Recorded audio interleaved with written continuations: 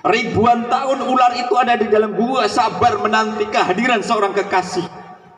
Bukan 1400 tahun, 3000 tahun lebih. Ular itu berada di dalam gua. Ular itu berada di dalam lubangnya, menunggu kekasih yang akan dihantarkan ke dalam gua surit. Maka saat itulah menjadi pelajaran bagi kita. Kalau seekor ular jenis binatang punya cinta dan kasihnya yang luar biasa pada Rasul, ribuan tahun menunggu Rasul. Lah kita ini baru 1400 tahun, belum ada separuh dari ular itu. Maka apa hilang dalam kecintaan kita kepada Nabi? Bukan sekedar mengucapkan sholawat Allahumma sholli ala sayyidina Muhammad, bukan itu. Bukan puasa Senin Kamis, bukan nanti melaksanakan puasa 10 Muharram atau 9 Muharram, 10 Muharram, itu tanda cinta, bukan itu. Tapi itu tadi dalam surat At-Taubah, kul in kana abaukum, Allah dan Rasulnya di atas segala-galanya. Korbankan jiwa kita, harta kita, tenaga, pikiran, ilmu kita untuk Allah dan Rasulnya.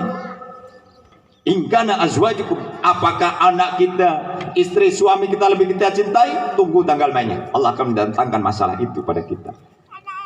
Akhirnya setelah melihat pagi saat malam Jumat pagi Rasulullah, begitu digedor pintu, dibongkar, ada selimut.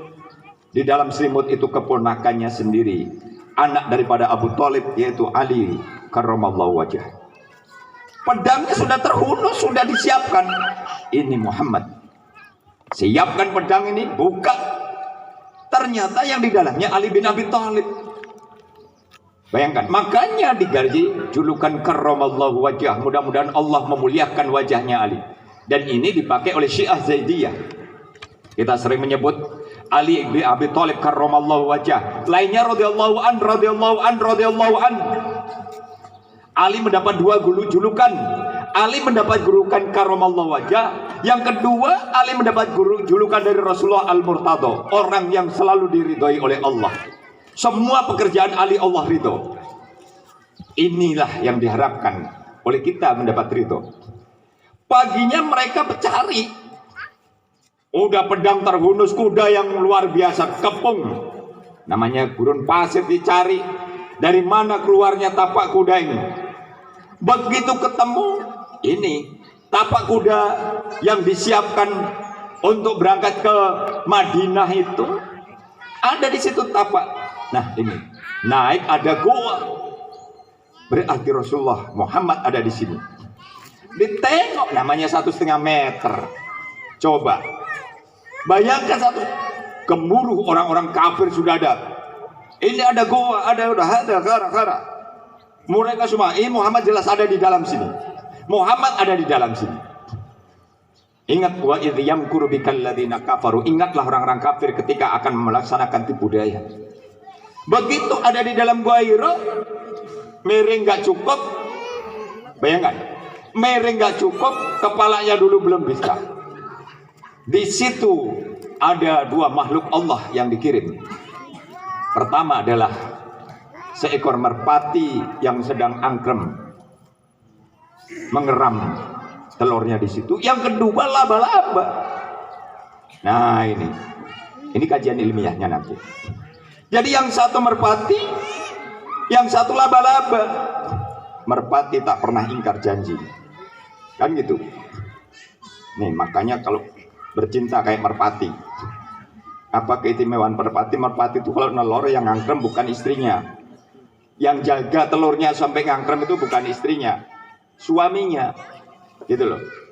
Ini yang menjaga anaknya telur itu, ini kehebatan merpati. Kalau selain burung merpati, ya nelor itu yang angkrem, yang nelor. Bebek nggak bisa angkrem, mentok. Ya yang mentoknya perempuan itu nggak mungkin mentok lagi, bukan basongnya itu. Ya, masa bodoh. Ayam jago nggak bakal, nggak ada cerita ayam jago angkrem itu. Cocong aja dikawin, tinggalin saja, terserah mau beranak berapa, tinggal lagi cari istri, tinggal lagi cari istri, terus seperti itu. Nah, lah ini begitu melihat merpati ini, ditengok udah jelasin, kok ada merpati dan ini ada laba-laba. Pada saat itu Abu Bakar melihat mereka nengok dalam gua itu. Apa janji Allah ternyata? Id akhrojahu ya isnaini idhuma fil ghar. Ketika mereka keluar dan keduanya keluar di dalam gua, keduanya apa kata?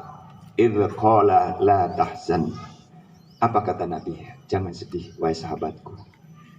Jangan duka sahabatku. Kalau engkau nanti itu ada pintu. Padahal gua itu gak ada pintu. Begitu Nabi nunjuk ternyata ada pintu tembusan. Coba. Dengan takdir kehendak Allah. Makanya gua Sur itu ada yang satu pintu masuk lebar, yang satu pintu sebelahnya menjauh. Itu ketika dari sini nanti kita ke sana. Kalau mereka masuk sini karena sempit, kita ke sana. Kaget Abu Bakar. Yakin, la tahzan, innallaha ma'an. Jangan sedih, sahabatku, jangan sedih sudah. Allah beserta kita. Coba, yakinnya begitu. Jadi 3 hari di dalam gua itu. Mengapa harus laba-laba? Maka ada surat yang namanya Al-Ankabut. Surat laba-laba. Surat yang ke-29. Nah, surat yang ke-29 itu ayat yang 41 apa? Matsalul ladzina ittakhadhu min dunillahi awliya kamatsalil ankabut ittakhadha baita fa inna awhanal buyuti labaitul ankabut law kanu ya'lamun. Jadi surat yang ke-29, surat Al-Ankabut ayat yang ke-41 ada gambaran perumpamaan orang-orang yang menjadikan selain Allah sebagai Tuhan bagaikan laba-laba. Jadi namanya sarang laba-laba itu sarang lebih kuat daripada beton, lebih kuat daripada besi. Maka ini mohon maaf, ternyata ilmu laba-laba ini kurang lebih 10 tahun lalu ditemukan ini, maaf ya, ditemukan oleh seorang insinyur Kristen, insinyur Katolik. Mengapa yang dinamakan sarang laba-laba?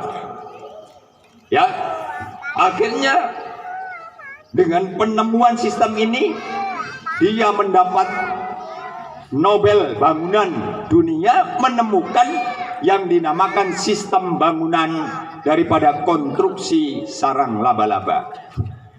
Nah, ini bangunan itu tidak bergetar, dan bangunan itu ketika diletakkan di atas tanah gambut tidak akan turun, dan dia di tanah lembek juga tidak akan bergerak. Pertama konstruksi bangunan ini yang menggunakan adalah Bapak Profesor Dr. Almarhum Bapak Habibie, langsung di Kota Batam, menjadi daerah otorita. Tanpa lisensi langsung ada bangunan itu. Pak Habibie dengan otak yang baik, otak yang cerdas, langsung menyetujui, silakan laksanakan. Nah, ini ada konstruksi namanya, biasanya kita ngomong cakarayam. Ini laba-laba. Ternyata laba-laba ini adalah begitu melihat otaknya orang kafir ditipu. Bayangkan loh. Otak yang cerdas orang-orang kafir ketipu dengan laba-laba. Laba-laba membuat sarang yang begitu rapat. Pikir dia, nggak mungkin. Ini laba-laba ini kurang lebih sudah 4-5 hari atau bahkan akan, nggak mungkin akan masuk orang ke sini. Kalau Muhammad masuk di sini jelas ini rusak. Nah, ini laba-labanya padat seperti ini. Bayangkan laba-laba bisa menipu orang. Wa makaru wa makarallah wallahu khairul makirin. Mereka ingin tipu daya Allah, tapi Allah yang punya tipu daya yang lebih daripada itu semuanya, bukan manusia lagi. Akhirnya setelah 3 hari, hari Senin, ya hari Senin tanggal 2 Rabiul Awal pagi berangkatlah menuju arah kota Madinah. Hari Senin, berangkatnya dari rumah hari Kamis, minap di Gua Sur 3 hari, turun dari Gua Sur hari Senin, berangkat menuju kota Madinah.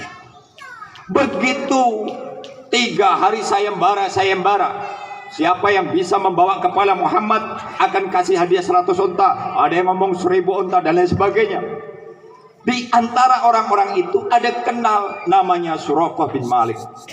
Karena dia ketemu papasan dengan Nabi, ketemu papasan dengan Abu Bakar, dia ciren. Apal betul Nabi, karena orang terkenal Nabi. Berarti Nabi hijrah umurnya sudah berapa itu? Berapa? Nah, Nabi menerima wahyu umurnya 40 tahun. Perjuangan di Mekah, Nabi belum pernah hijrah kecuali ke Habasah Orang-orang Kabasa kemudian Nabi ke Taif. Taif 90 kilo dari kota Mekah. Di sana tidak diterima, balik lagi. Nah, kemudian Nabi baru hijrah ke Madinah. Nama waktu itu kota Yasrib. Jadi Nabi berada di Mekah 13 tahun menyampaikan tidak ada Tuhan selain Allah.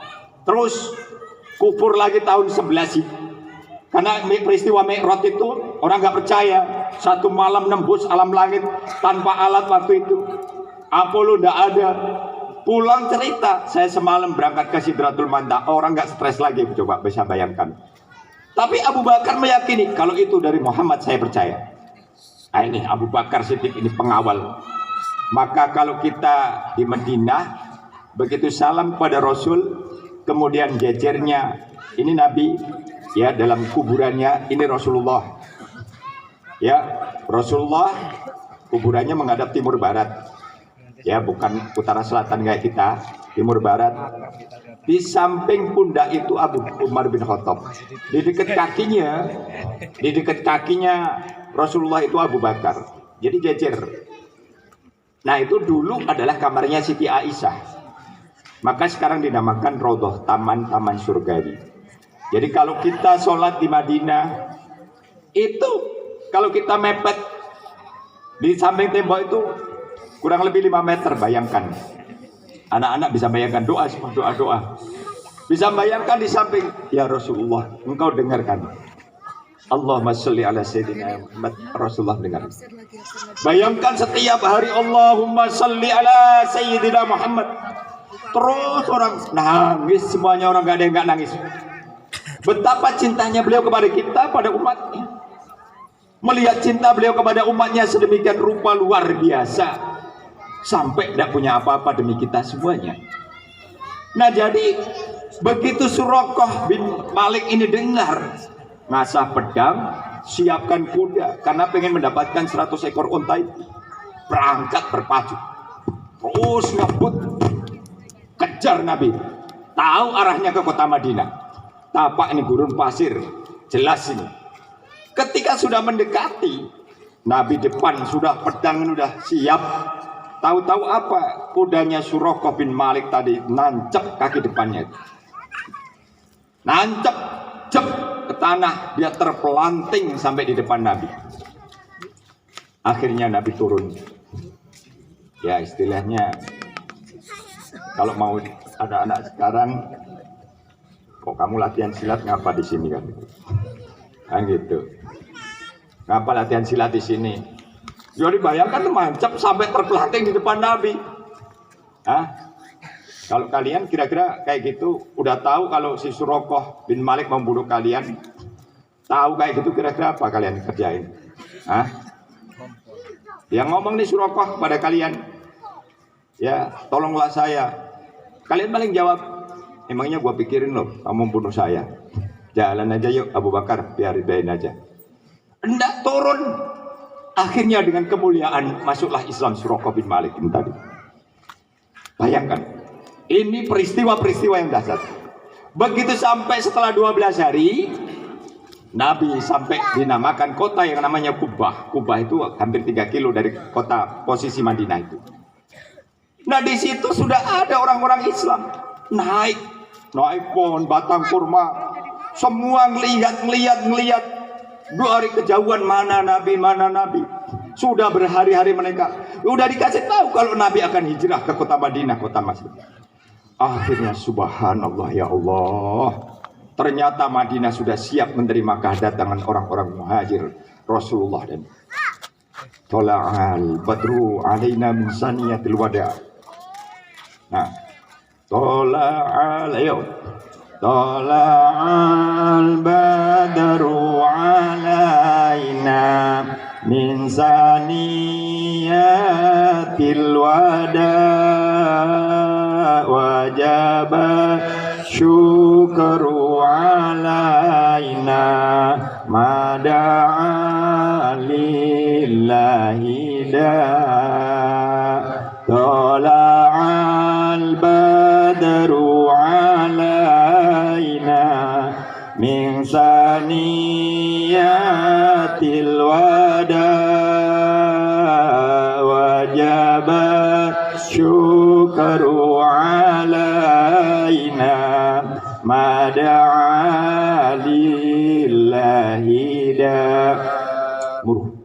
berebut, megang tali-talinya. Tempat kami ya Rasul, tempat kami. Walah berebut. Tempat kami ya Rasul, ayo tempat kami. Kami sudah siapkan makanan, kami sudah siapkan tempat ya Rasulullah, kami tempat. Ternyata mereka menunggu siapa orang yang kami imani itu. Bayangkan, tahun ke-6 kenabian mereka datang.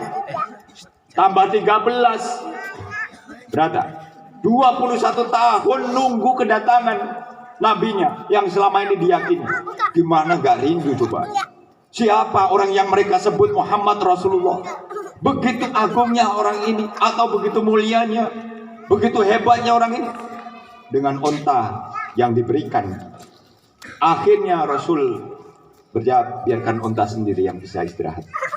Nanti onta ini di mana? Terserah, saya akan di situ. Kebetulan onta ini berhenti di depan rumah Abu Ayyub Al-Ansari, salah seorang kaum Ansor yang ada di kota Madinah. Sampai di situ apa? Rasulullah masuk. Rasulullah duduk. Ya Rasulullah, engkau mulia, silakan kami siapkan tempat. Apa jawab Rasulullah? Tuan rumah menempati yang lebih baik daripada kami. Tidak ya Rasulullah, engkau yang mulia. Tidak, engkau yang punya rumah lebih mulia, lebih berhak untuk menempati. Coba ini akhlak seorang yang luar biasa.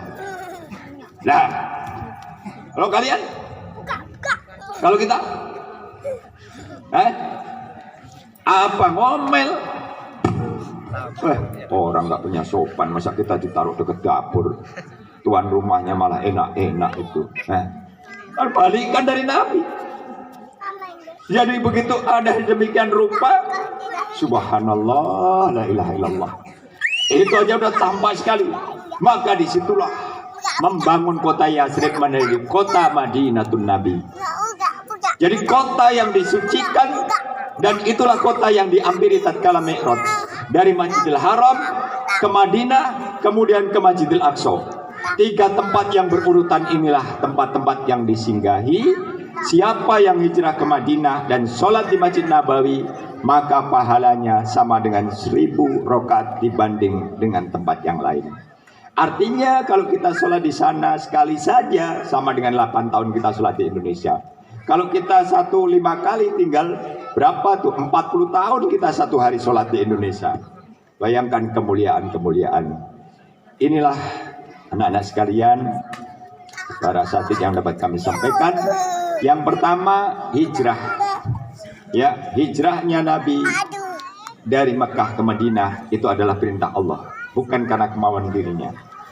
Dan kota Madinah adalah kota yang dulu kota Yathrib justru lebih santun, lebih hebat pembangunannya, kemanusiaannya luar biasa. Maka rasa cinta kita mari semaksimal mungkin, bukan sekedar sholawat, tapi kita pertaruhkan hidup kita untuk Allah dan Rasulnya. Nasru minallah wa fathun qarib wa basyiril mu'minin. Assalamualaikum warahmatullahi wabarakatuh. Waalaikumsalam warahmatullahi wabarakatuh.